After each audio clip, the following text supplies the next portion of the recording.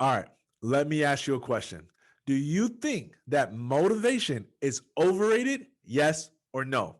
I want to hear from you because throughout this video, we're going to be exploring motivation and the role of motivational speakers and if it's a thing of the past or if it still plays a role in our future. So I want to know from you because throughout this video, we're going to finally end this debate and settle once and for all, is motivation overrated or not? Check it out.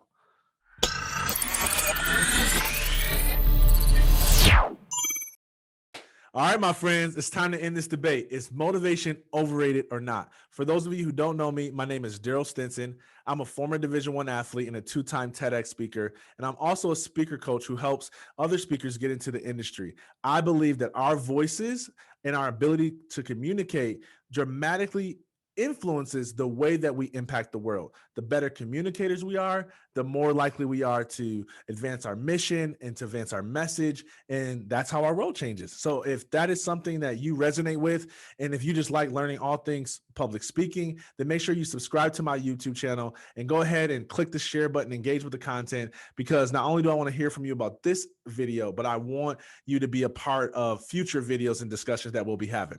All right, so here's my take. I believe that motivation is not overrated.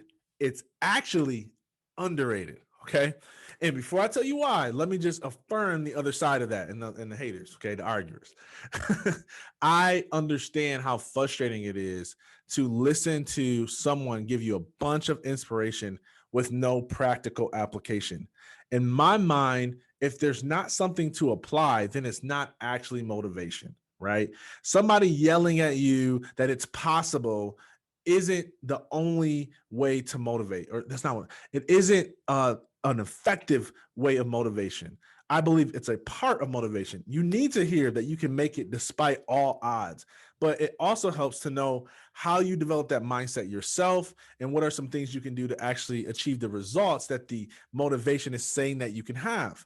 And so, like, I'm not for, like, I've been a part of those presentations where they're like, oh, here's all the numbers that you can achieve in business, and here's all the numbers I did, and here's all the numbers that my clients did. And then at the end of their talk, I'm like, so what am I supposed to do? Like, I've been there before. That's not motivation to me. Motivation is both inspiration and application. That's where motivation, that's where the best motivators know how to combine both. And so to me, that's true. And I also recognize that there's a lot of people calling themselves motivational speakers and they're not motivating. That's a whole nother story. We should do that. Are motivational speakers motivating or not? Like, just really shake some things up, right? So just because there's some bad apples don't mean that the whole batch is bad. Don't throw the baby out with the bathwater is the old adage, right? So that's what I'm saying. I'm acknowledging that some people mess it up for those of us who actually know how to inspire and create practical application in our talks. So with that being said, let me tell you why motivation is actually underrated, okay? If it were not for motivation in my life, I would not be standing where I am today. There's something that motivation did for me that information alone couldn't. When I was this is after I survived my multiple suicide attempts and I was rebuilding my life. And when I was trying to figure out who I was and what I wanted to do, and I didn't feel like going anymore, motivation is the only thing that kept me going, right? And like, I'm a man of faith, so yes, God, all of that, but I'm talking about this motivation in this industry of speaking. I remember like listening, like I remember nights where I couldn't sleep and I would go and I would turn on the Bible and I would just listen to it over and over again. I would listen to Bishop T.D. Jakes. I would listen to Ron Carpenter. I would listen to Les Brown. I would listen to Eric Thomas. I would listen to Ed Milet. Like, I would listen to these speakers, and Joyce Myers is another one, and Priscilla on the female side. Like, I would listen to these motivational speakers and ministers, and I would just like hear their stories and be captivated by the way that they encourage you to overcome and to keep pressing on. And it was like, I remember distinctly, Bishop Jakes has this video called Define the Urge to Quit. And I listened to that thing, oh my God, at least 100 times times, at least 100 times.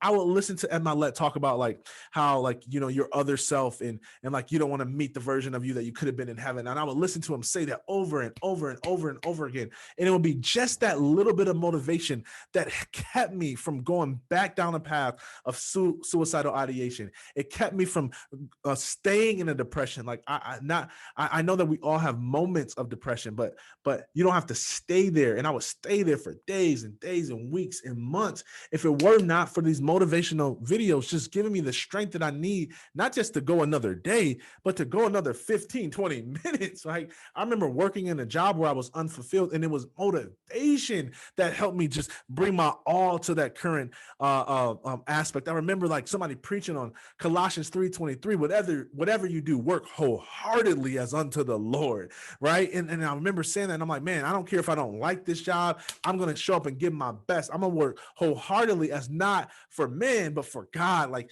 that was the motivation that I needed to become the man, the husband, the father, the leader that I am today. And so I cannot picture a society that doesn't have motivation in it, because motivation is valuable. You know how many people struggle and try to commit suicide and give up on their dreams because they don't have the motivation necessary to keep going?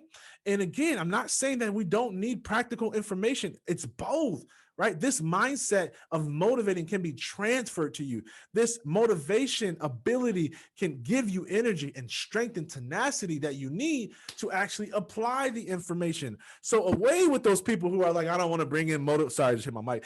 Away with those people who are like, I don't want to bring in motivational speakers because of A, B, C, D, E, F, G. It's like, yeah, okay, well, when you go through a tough time, let me see what you do. Let me see what you turn to. Do you turn to how to create a book one page at a time? Like, no, you don't turn to that. You turn to how to do anything when the odds are against you. Like that's what you turn to. You turn to motivation. And so because we have so many people who are messing it up, calling themselves motivational speakers, they're not motivating because they don't have some way of teaching you how to develop the mindset or the skills needed to be successful. Then now they're messing it up for everybody. And I'm starting to get, like, I had multiple people when I told them like, oh, I'm a motivational speaker, they kind of like, the energy left the room like, oh, another one of those. I'm like, no, first of all, I'm not another one of those. Okay. Like I remember being in the Clubhouse room. I'm not going to say the name of the room. Some of you, if you've been following me, you might've been in the room, but literally told me that they wouldn't hire me for their event because it would add no value to their audience. Okay. And this wasn't like a science fair conference. This was like a conference that I'm pretty sure I could speak at, right? And so I remember like, you know, and being in that room and him making that point, and I couldn't disagree more, right? Like you're entitled to your own perspective. But I remember thinking to him like, and so anyways, he elaborated, right? And he said, I remember we had this guy, he was like one of the top motivational speakers in the world. He came in, he pumped up the place, he got a standing ovation. And then we survey our audience, and the majority of the audience said they didn't take not one thing away from that talk. In fact, some people said, don't ever bring him back again because I didn't learn anything from that. And I was like, that don't got nothing to do with me. You know, like you're assuming because that was a bad apple that I'm a bad apple, right? That's no different than like being like, oh, I got my heart broken in high school from, you know, a girl I was attracted to, and now I just don't want to pursue any relationship, right? And that doesn't make sense. Nobody would do that. That's like saying I had one bad encounter with one black person, so now all black people are bad. Uh-oh. Now y'all with me? Now y'all with me? Okay. Motivation is underrated.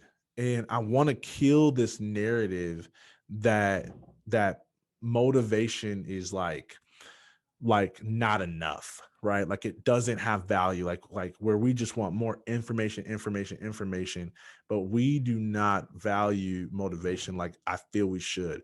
I believe that being like I remember people say, well, call yourself an international speaker, Darryll, it's better. Call yourself a transformational speaker, call yourself an empowerment speaker, and all this stuff. I'm like, no, motivational speaker, like it's okay, right? I combine mental health with high performance, right? So that's like the angle, right? So I tell people that all the time. My motto is to win at all costs, except the cost of your mental health.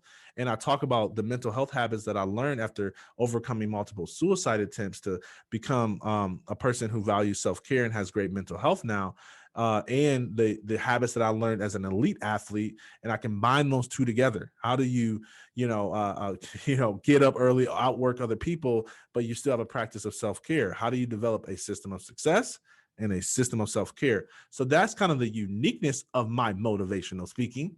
But like at my core, I'm a motivational speaker, and I don't think that there's anything wrong with that. And I'm not going to change my title just because a couple of other people are making you feel um uh like some type of way towards motivational speakers. And I'm not going to call myself an international speaker just because I did a podcast that's on international stuff. I don't travel the entire globe right now to speak. I don't even like that right now. That's not my priority, is to travel the world. I travel the US, right? I'm sure I'll accept some speaking engagements that are outside of the United States, but that's not my forte. I've got 3 young girls. They're all under the age of 7. My intent isn't to make that happen. In fact, I just got offered an opportunity from a friend of mine to do a really major project in another country, and I was like, no, I don't want to stay away from my family that long. So, that's not my intent right now. So I'm not going to call myself an international speaker because it makes you feel better. I'm a motivational speaker, right? So watch my content, listen to my videos, see that I don't inspire without practical application. In fact, I've got a video, 2 ways of how to add motivation. I've got videos on how success habits that you can implement into your life. Like, I've got these videos. So I'm not hype with no application. Okay. So I believe that inspiration without practical application is stagnation. Okay. But when you have inspiration with application, that's when transformation occurs. So that's my take. I want to learn from you, know from you. What's your take? Is motivation overrated or not? No straddling the fence. And I want to know your why. Okay. If you found this content interesting, if you think that I'm an amazing guy, if you just like the industry of public speaking and want to hear another voice, please make sure you subscribe to this YouTube channel. And if you want to connect with other speakers and get free speaking leads, free coaching from me, you can join my Facebook group, Speaking Made Profitable. I believe that you deserve to be compensated for your speaking. Okay. So Speaking Made Profitable, it's a community of speakers helping speakers. And I share a lot of free content that can help you get in the industry, grow your business through public speaking, whatever. So I'll put a link to that in the comments, but you can also just search for it organically on Facebook, whatever your forte. And until next time, my friends, always remember that we live in a world of more than enough. That there's enough love, enough peace, enough joy, enough happiness, enough relationships to go around, that none of us should live in lack unless we so desire. So let's go out there and win. And I mean win big, except at the cost of your mental health. All right? Peace.